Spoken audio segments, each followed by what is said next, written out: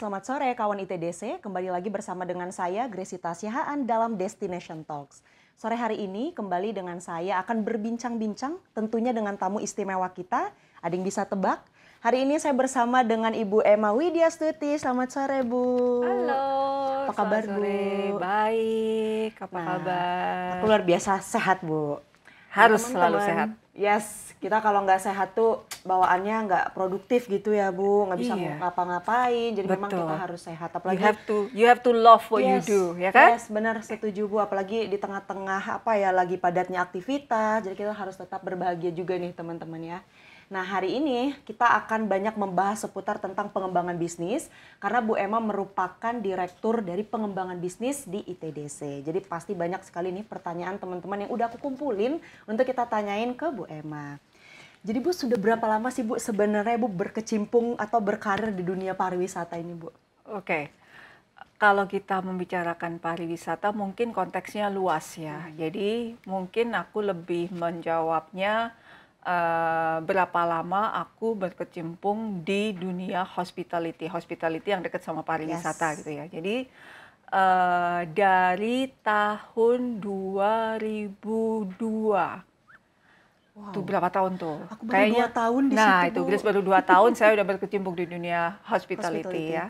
Jadi dari tahun 2002 saya terjun di dunia hospitality, dunia yang tadi so-called kan pariwisata gitu ya.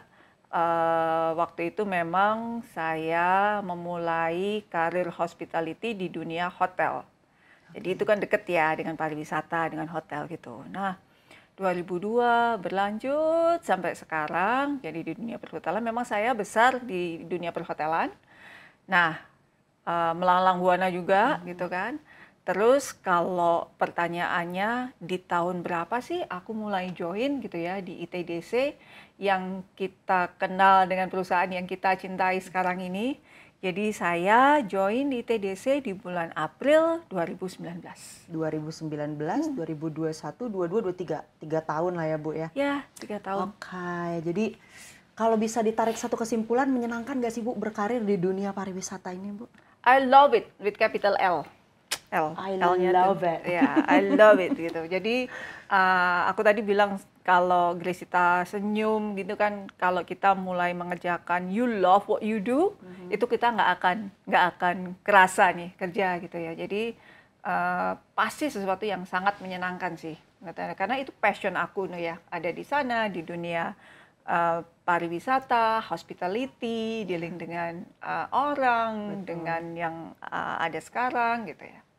Oke, bener berarti ya Bu, banyak orang kan bilang, wah kalau kerja di pariwisata itu banyak jalan-jalannya gitu kan. Jadi banyak orang memang mengidam-idamkan punya Kerja. profesi ya di bidang pariwisata gitu, bisa keliling Indonesia, bahkan keliling dunia. Udah berapa negara kira-kira Bu? Ibu udah jalan-jalan Bu, aku mau tahu deh Bu.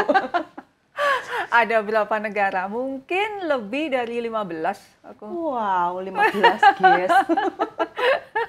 Keren, Baru keren. 15 ya kan, ada berapa ratus negara di dunia Tapi ini. Ibu akan, ada satu nggak sih Bu kayak negara yang Ibu masih pengen lagi ke sana atau masih satu cita-cita lagi pengen ke negara ini tapi belum ada waktu mungkin ke sana Bu? Jadi mungkin aku udah di beberapa belahan benua ya. Nah, benua yang belum pernah aku singgah justru di Eropa. Wow. Nah, masih aku tunggu nih. Nggak tahu ini kesempatan apa ini yang akan. Akhir tahun ini kah Bu? Oh, aduh. Akhir tahun ini tinggal berapa hari lagi Iya ya? sih bener sih Bu. Tapi pasti nanti kita tunggu aja postingan Bu Emma di Instagram Bu Emma Oke. jalan-jalan kemana ya. Siap, pasti dah. Oke, nah karena Bu orang kan mikir di dunia pariwisata itu kan enak-enaknya aja. Sebenarnya kan pasti ada masalah, tantangan ya Bu yang kita hadapi, terutama ya katakanlah di ITDC kita sebagai pengembang pariwisata. Apa sih Bu biasa masalah? Mungkin sebelum pandemi Bu, apa yang kita lalui, apa yang kita rasakan Bu? Oke, mungkin aku lebih menyebutnya challenge ya. Jadi kalau di pariwisata gitu ya, kalau kita menarik lagi ke ITDC gitu. ITDC ini sebagai pengembang destinasi pariwisata. Kita punya beberapa stakeholder yang ada di sana gitu. Nah, fungsi utama ITDC itu adalah mengkerjasamakan lahan, baik itu di destinasi yang kita miliki ataupun destinasi yang memang tidak kita miliki tapi kita sebagai partner di sana. Nah, challenge yang pertama itu adalah kita menjual gitu ya, kerjasama ini tadi dalam sifatnya jangka panjang. Jadi kalau kita menjual laptop, kita menjual handphone, menjual kosmetik, kalau orang bilang mungkin banyak ke arah yang FMCG gitu ya. Nah, kalau di ITDC sendiri ini kita itu jangka panjang. Jadi mengerjasamakan lahan itu 30 tahun. Saya nggak ngerti, 30 tahun tuh Gresita udah di mana nanti? Bener Bu, Ya kan? aku udah 30 tahun. 53 tahun nanti Nah, tuh. apalagi saya nanti kan 30 tahun. Terus diperpanjang lagi masih 20 tahun. Berarti 50 tahun tuh. Habis 20 tahun diperpanjang masih ada pembaharuan 30 tahun lagi, 80 tahun coba. Jadi kita akan membina kerjasama dengan orang, dengan investor dalam jangka panjang. Nah, ini sebagai challenge-nya. Kenapa saya sebut challenge? Karena menemukan chemistry-nya ini luar biasa. Ya, jadi yang kita lihat di Nusa Dua itu sudah mereka ada di sana untuk yang 30 tahunnya, bahkan ada yang 40 tahun gitu. Nah, bayangin ya, kita aja kan kalau sama adik juga kadang juga berantem gitu kan. Ya, benar, Bu. Iyalah, ini itu gitu. Nah, kita 30 tahun tuh, 40 tahun.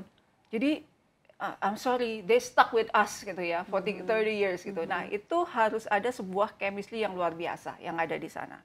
Nah, jadi menemukan chemistry itu adalah sebuah challenge menurut aku.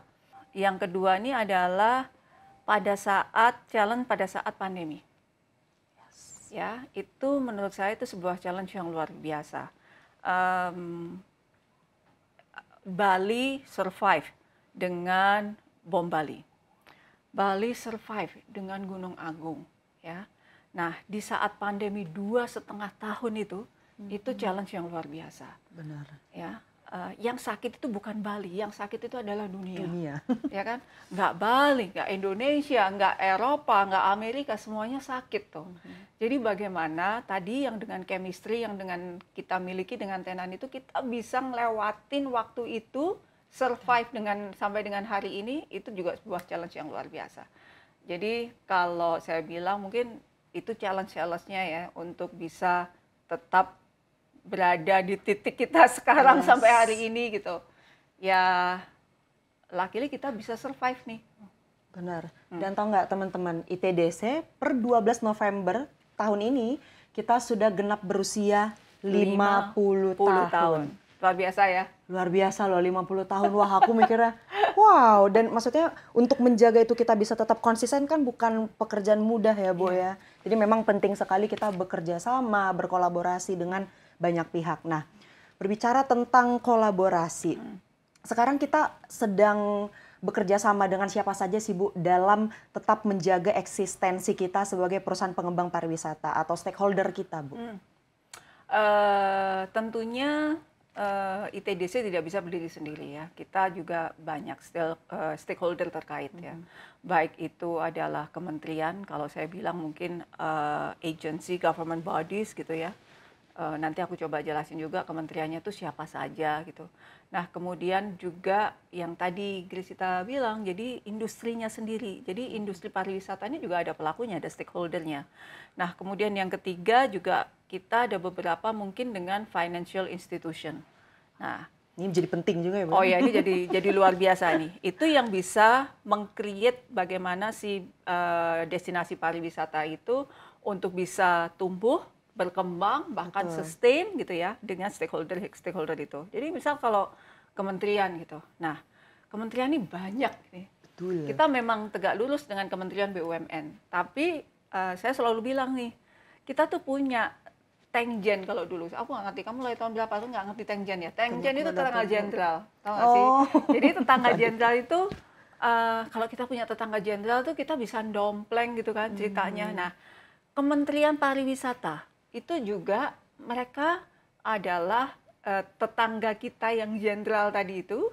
Jadi mereka punya budget untuk promosi pariwisata, mereka punya budget untuk memperkenalkan pariwisata, karena kan ITDC pengembang destinasi, destinasinya adalah destinasi pariwisata. Jadi itu dengan Kementerian Pariwisata itu juga salah satu kementerian yang stakeholder yang juga penting buat ITDC ya.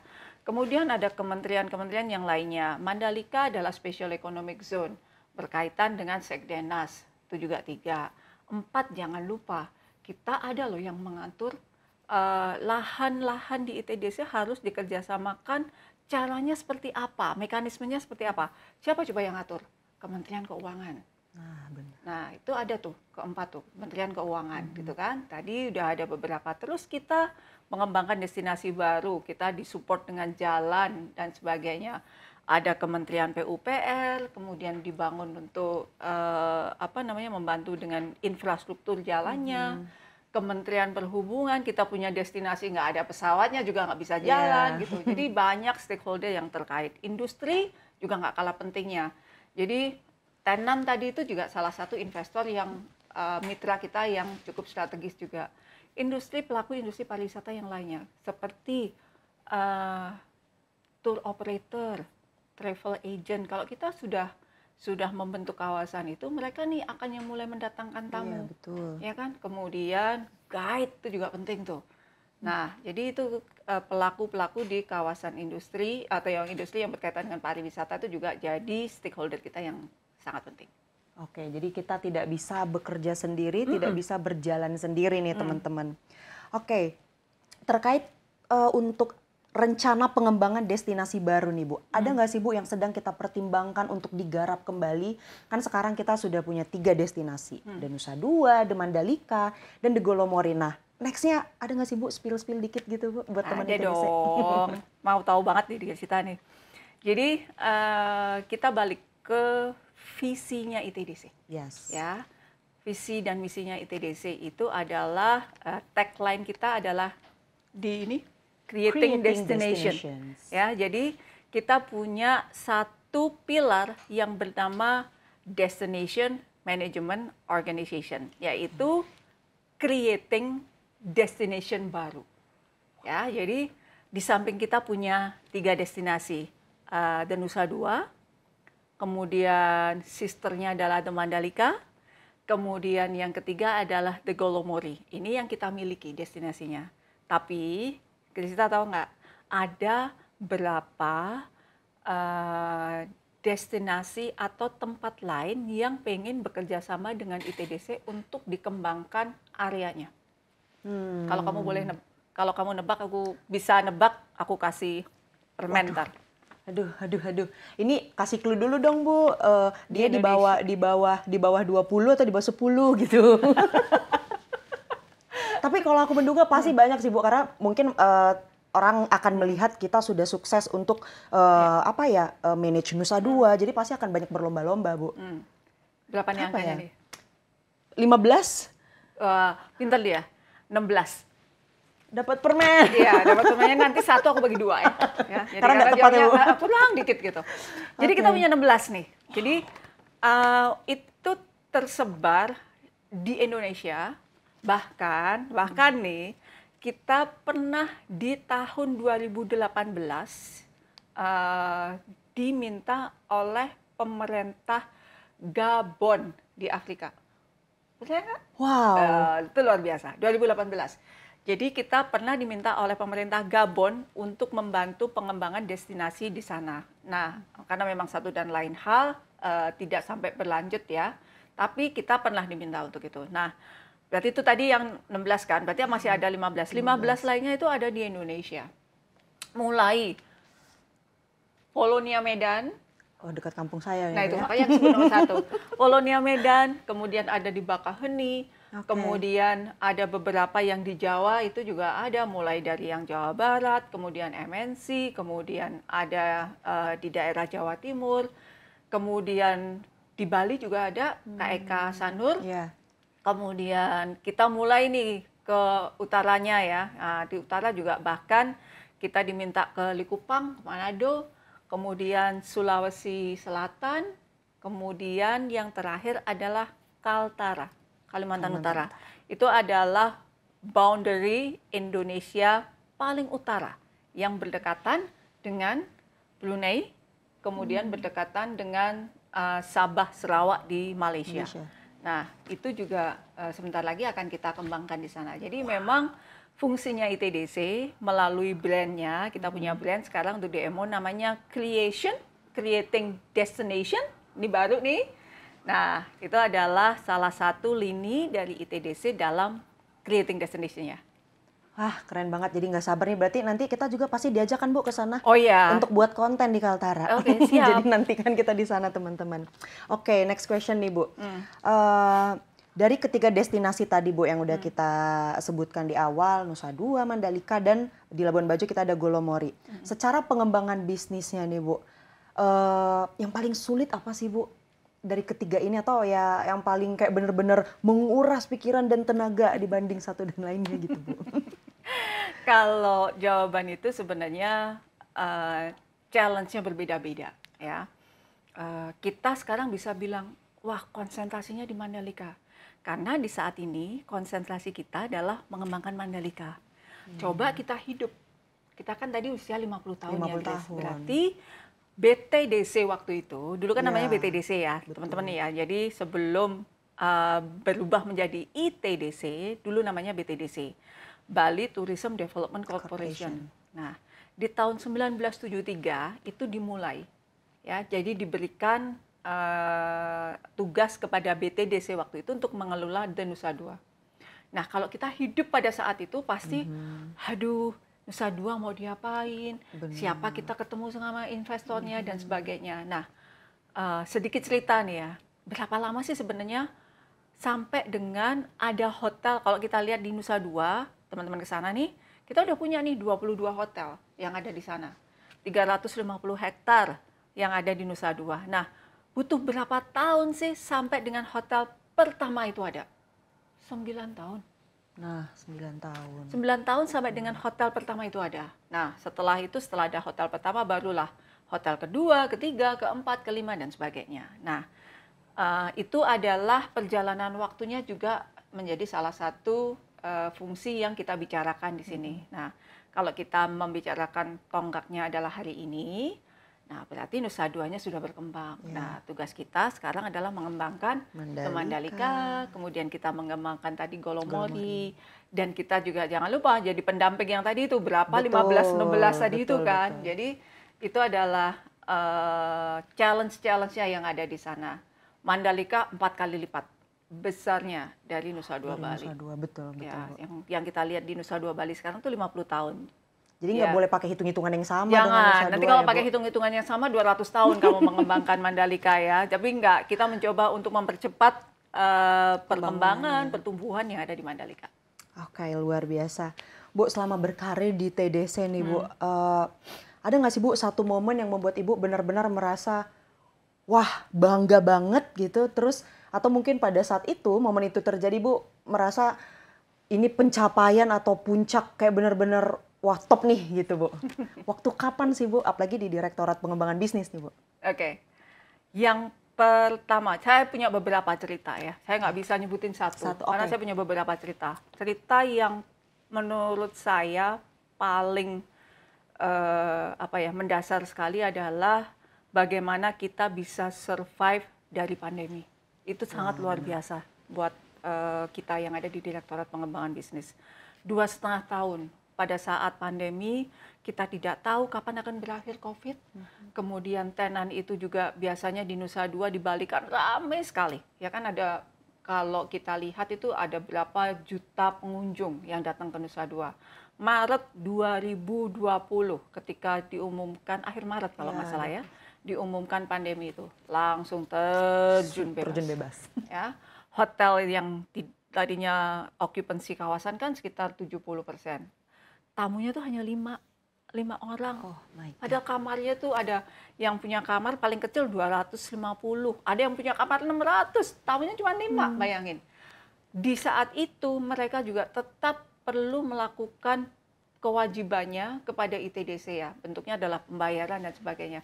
Jadi mereka tidak punya tamu, income-nya tidak ada, ITDC juga tidak bisa, kita tidak bisa menerima pendapatan, karyawannya harus makan juga kan.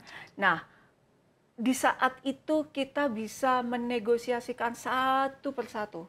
Kita bonding, kita mendekat dengan mereka, kita kerjasama. Jadi sampai dengan poin bahwa kita bisa selamat, mereka bisa selamat sampai dengan hari ini. Dan tidak ada halang atau rintangan apapun ya, sampai dengan hari ini hotelnya kita tarik ulur ya, jadi hotelnya mungkin dibuka sebagian, kita coba meng-create beberapa sistem. Kita waktu itu bikin ada green zone program, kita coba bikin kayak sandbox di Nusa Dua, kita coba bikin work from Bali. Itu beberapa inisiasi yang kita bekerja sama dengan pemerintah untuk mendatangkan tamu ke sana. Nah, kita bisa survive, itu menurut saya luar biasa. Jadi leader is a servant, ketika kita bisa serve mitra kita, itu bagi saya itu sungguh luar biasa. Nah, dan karyawan juga sangat mendukung pada saat itu. Jadi itu adalah serving yang luar biasa menurut aku. Jadi bertahan pada saat pandemi 2,5 tahun. Nah, kemudian yang kedua adalah saya cukup berterima kasih dengan kegigihan teman-teman untuk bisa mewujudkan Mandalika. Itu luar biasa buat aku. Sekarang di Mandalika, mungkin orang taunya ada sirkuit ini dan sebagainya. Meskipun itu juga jadi bagian dari history kita atau teman-teman yang ada di ITDC itu. Jadi bisa membuat sebuah event internasional pada saat itu, saat pandemi, menciptakan tenaga kerja yang luar biasa, bisa membuat perputaran uang yang ada di Nusa Tenggara Barat, di nasional, menggerakkan airline, tenaga kerja. Itu menurut saya sesuatu yang luar biasa, dan kita bagian dari histori itu.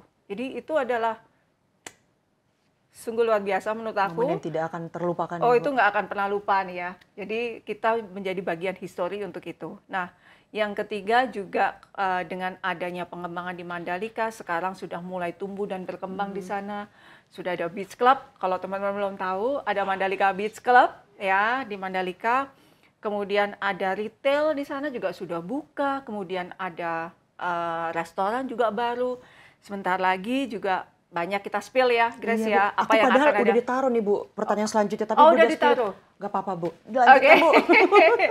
Jadi dengan adanya hal tersebut, banyak banget yang pengen menginvestasikan uangnya di Mandalika. Nah, apakah itu bentuknya mulai dari atraksi, ada yang kemarin kita tanda tangan pembuatan equestrian, itu adalah pacuan kuda, kemudian ada paddle tennis, kemudian ada hotel bintang 5, ada Jambuluk, kemudian kita juga ada olahraga air di sana, kemudian ada investor dari Rusia, mereka juga akan mau mengembangkan hotel yang ada di sana. Nah, itu merupakan sebuah perjalanan yang waktunya itu tuh harus tepat gitu ya. Nah, setelah mungkin pandemi, kemudian kita membawa event MotoGP yang ada ke sana, tidak hanya MotoGP-nya ya, tapi juga ada Radikal Mandalika Experience sekarang, kemudian ada Porsche akan ada di sana. Jadi kepercayaan publik untuk ke Mandalika itu sudah pulih.